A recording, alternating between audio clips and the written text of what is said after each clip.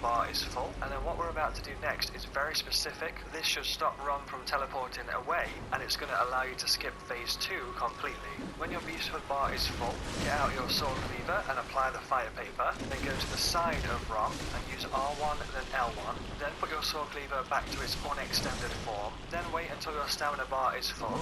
Next, use R1, R1, R1 and then a charged R2.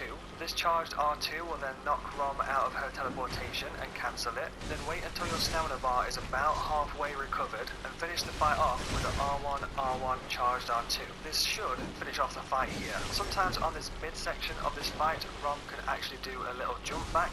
If she does a jump back, that's actually a good thing because it gives you more time on this particular phase, and having more time on this phase allows you to do more damage, which increases the likelihood that you'll finish the fight off on this phase. Sometimes you can even do multiple jump backs, giving you a lot more extra time to work with. So keep your eyes peeled for this little jump back because it can buy you some much needed extra time in this phase. As far as I know, it's completely random if she does this or not, so if she does, it's generally quite lucky and it'll give you a little bit of extra time to play around with. If you're at this part of the fight and ROM has teleported away and is not quite dead yet, don't worry about it. This is where the Molotovs and the throwing knives come in. We're going to run over towards ROM, have your Molotovs or throwing knives at the ready, and you can just keep yourself a nice safe distance and throw the Molotovs and the knives at ROM. The Molotovs I tend to find work a bit better if you don't lock on and just angle your camera upwards and just throw them over towards ROM. This usually is enough to take her out, but again don't worry if the Molotovs have not quite worked, we've also got the throwing knives. The throwing knives I tend to find work better actually by locking onto ROM, so press lock on. You might find that it locks onto a little spider first. Just cycle through your targets until you're targeting ROM. Use the throwing knives from here. If a knife hits ROM in the face, it won't do much damage at all, so try to hit her body. The best time to throw a knife is just as she stands up to summon the meteors. Throw in